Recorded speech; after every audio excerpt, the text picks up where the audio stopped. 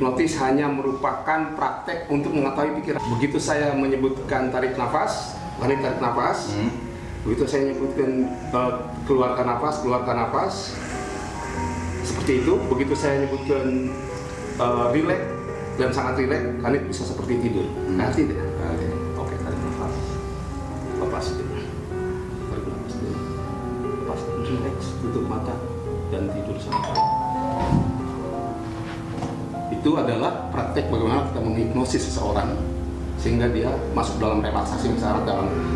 Sekarang saya menterminasi, Hanif bisa menyembuhkan seluruh ketidaknyamanan fisik, mental, dan emosi. Caranya adalah biarkan semuanya kendur dan lepaskan apabila ada yang tidak nyaman di kepala, lepaskan sekarang. Yang tidak nyaman di leher, lepaskan sekarang. Yang tidak nyaman di di dada, lepaskan sekarang. Bernapas dengan lebih sangat santai. Rileks. Saya akan menghitung dari 1 sampai 3, bila hitungan 3 nanti kalian akan membuka mata dan merasa sangat segar sekali. 1, seluruh tubuh menjadi berenergi. 2, badan menjadi sangat segar. Dan pada hitungan 3 kalian buka mata dan rasakan rasa nyaman yang sangat luar biasa. 3, buka mata dan rasakan rasa nyaman luar biasa. Terima kasih, kalian luar biasa. Halo teman-teman semua, masih bersama saya Endang Supriyadi. Kali ini kita berbincang-bincang tentunya masih di Endang Supriyadi Channel.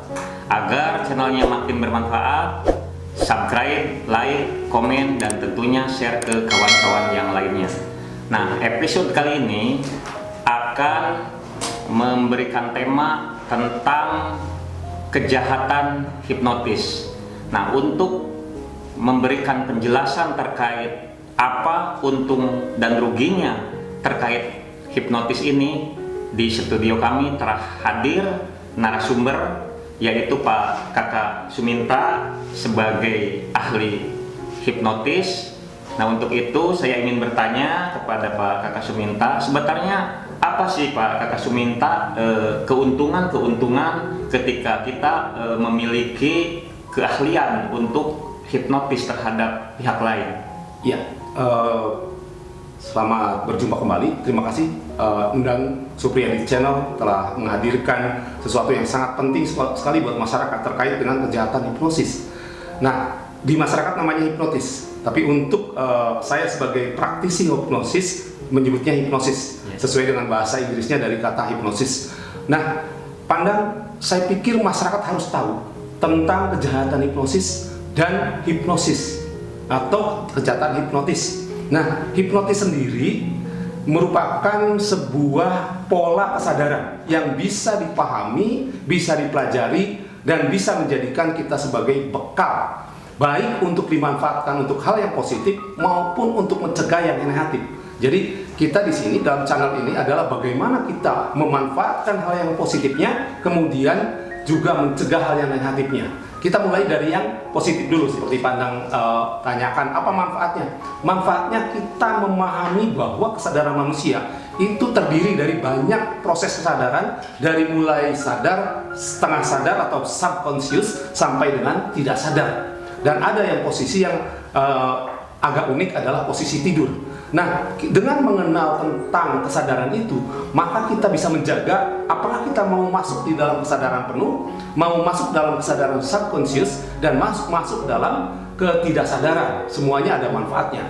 Apa manfaat pada saat kesadaran penuh? Kita bisa berpikir secara logis, secara realistis, melihat segala sesuatu secara realistis. Apa manfaat pada saat kita masuk pada subconscious? Itu adalah pada saat seseorang terfokus pada sesuatu sedemikian rupa sehingga mengabaikan hal-hal lain. Dengan demikian itu bisa digunakan untuk belajar, memberikan anak konsentrasi penuh. Bagaimana dengan yang tidak sadar? Tidak sadar itu bisa untuk mengakses semua trauma-trauma kita. Nah, itu manfaatnya bagaimana kita mengenal. Bisa dipelajari. Sebenarnya hipnotis maupun hipnosis adalah bagian daripada pemahaman psikologi kita sebagai manusia. Begitu Pandang. Nah, ini kan di masyarakat itu seringkali, jadi seseorang yang punya kemampuan menghipnotis orang lain, ini kan masyarakat ini tidak mengetahui bahwa orang itu akan berbuat jahat kepada mereka gitu. Nah, sekarang kiat-kiat apa untuk kita dapat terhindar dari praktek-praktek dalam tanda petik kejahatan hipnotis yang seringkali dilakukan oleh oknum yang menyalahgunakan tentang kemampuan hipnotis tersebut? Ada dua faktor yang bisa memanfaatkan secara negatif maupun positif. Pertama adalah apa yang kita menjadi drive untuk manusia itu adalah pertama keinginan kita. Kedua, yang mendorong juga atau membuat kita menghindar sesuatu adalah ketakutan. Hipnosis bisa memanfaatkan keduanya. Nah, dari dua hal itu, keinginan dan ketakutan bisa dimanfaatkan sebagai pendorong untuk masuk dalam bawah sadar. Cara mendorongnya adalah karena kesadaran mempunyai level-level mulai sadar sampai dengan tidak sadar, itu dimanfaatkan. Di antara sadar dan bawah sadar, itu ada yang namanya critical factor. Critical factor adalah posisi seseorang yang kritis, bisa naik dan bisa turun kesadaran. Cara untuk memindahkannya adalah orang bisa dikejutkan, orang bisa diberi harapan, orang bisa ditakut-takuti. Dan sebenarnya semua hipnosis adalah self hipnosis atau hipnotis diri sendiri. Jadi sebenarnya hipnotis hanya bisa terjadi apabila orang mengizinkan dalam tanda kutip untuk masuk dalam hipnotis, masuk dalam bawah sadar. Sehingga sebenarnya yang harus kita perhatikan bagaimana kita tidak mudah terkejut untuk hal-hal yang kita inginkan atau kita takutkan. Misalnya anak Anda di kantor polisi, itu mengejutkan. Sebelum kita berpikir, critical factor kita sudah terputus masuk ke bawah sadar. Begitu kita masuk ke bawah sadar, kita menjadi sangat sugestif. Apapun yang diomong atau disampaikan oleh lawan bicara kita, itu dianggap kebenaran. Misalnya, Anda akan tidak sadar bahwa dompet Anda hanya sebuah dompet kosong. Akan kami tukar dengan bla bla bla dan seterusnya. Jadi, mengejutkan dulu, kemudian apakah ditakut-takuti atau diberi harapan? Ada hadiah, ada orang yang disebut di rumah sakit, kantor polisi dan sebagainya. Jadi prosesnya begitu, Pak Endang. Jadi kalau untuk menghindari bagaimana dengan sadar dan paham tentang bagaimana hipnosis bekerja, maka kita akan terhindar oleh hipnosis. Itu cara kerjanya. Nah, ini juga kan perlu masyarakat itu tahu seperti apa untuk menghindari kejahatan-kejahatan hipnotis. Nah, kemudian yang ingin saya tanyakan itu, apakah setiap orang yang memiliki kemampuan hipnotis itu sebetulnya ada tingkatan-tingkatannya? Tidak gitu kan. Nah, sedangkan di masyarakat saya seringkali di media-media elektronik terutama, jadi banyak orang yang ditipu dompetnya, terus gelang-gelangnya dilepas, diberikan. Mereka si oknum penghipnotis itu hanya menepak punggung, lampu mereka tidak sadarkan diri. Jadi apa yang diminta oleh si pelaku itu, lantas si korban itu memberikan apa yang dia minta. Nah, seperti apa sih sebenarnya? Apakah ada tingkatan-tingkatan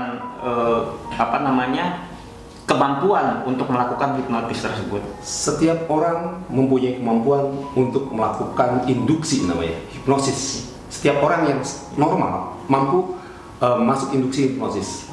Setiap orang juga bisa mengalami hipnosis, tetapi kadar seseorang sugestif atau tidaknya itu beragam. Nah, kepada para pelaku hipnosis, mungkin kalau disebut level tidak ada. Yang ada adalah apakah seseorang cukup terampil untuk menggunakan teknik-tekniknya. Nah, yang perlu diperhatikan dalam hipnosis ada proses. Proses pertama adalah pre-induksi. Di pengenalan dulu tentunya, apakah orang ini merupakan calon yang baik atau tidak. Kemudian pre-induksi. Pre-induksi bisa dikejutkan dengan tepukan. Tetapi setelah pre-induksi dilanjutkan dengan induksi. Berbentuk sugesti, Anda akan mengikuti apapun yang saya katakan. Dengan kalimat-kalimat yang meyakinkan. Kemudian baru setelah masuk ke bawah sadar, dia disugesti dengan sugesti yang tentu saja sesuai dengan keinginan kalau kejahatan yang ingin dilakukan. Tetapi kalau hipnosis untuk kebaikan, tentu saja setelah di bawah sadar, disugesti, sugesti yang baik. Setelah sugesti yang baik, kembali ke atas, kita induksi ulang dengan kemudian memberikan penyadaran. Jadi ada proses, ada tekniknya ada yang komando, ada yang semi halus, ada yang halus. Sehingga ada hipnosis yang hampir tanpa menggunakan komando, hanya diajak ngobrol, orang tiba-tiba tidak sadar diri. Nah, ini biasanya persuasi yang bisa digunakan dalam marketing, persuasi yang bisa digunakan pada saat kita melakukan forensik, dalam praktek hukum. Nah, itu biasanya dilakukan sesuatu yang persuasi, sehingga hipnosis itu sangat luas wilayah untuk pembelajarannya, tetapi akan bermanfaat buat masyarakat untuk apabila mengetahui dibanding tidak mengetahui. Nah, ini kawan-kawan semua terkait hipnotis ini memang sangat cukup menarik. Masyarakat juga perlu mengetahui bagaimana cara menghindari orang-orang yang menyalahgunakan keahlian hipnotis ini. Tadi sudah dikatakan sama Pak Kakak Suminta bahwa hipnotis itu ada dua sisi positif dan sisi negatif. Nah, tentunya yang sangat tidak diharapkan oleh kita semua adalah ketika disalahgunakan oleh oknum yang menyalahgunakan kemampuan menghipnotis ini. Nah, ini teman-teman yang ingin belajar terkait kemampuan menghipnotis, di sini ada ahli hipnosis yaitu Pak Kakak Suminta. Teman-teman bisa menghubungi channel Endang Supriyadi di sini. Nanti kita dapat belajar bersama agar setiap orang yang telah mengetahui untung dan ruginya hipnosis ini, sehingga mereka akan yang paling cepat terhindar dari praktek-praktek hipnosis.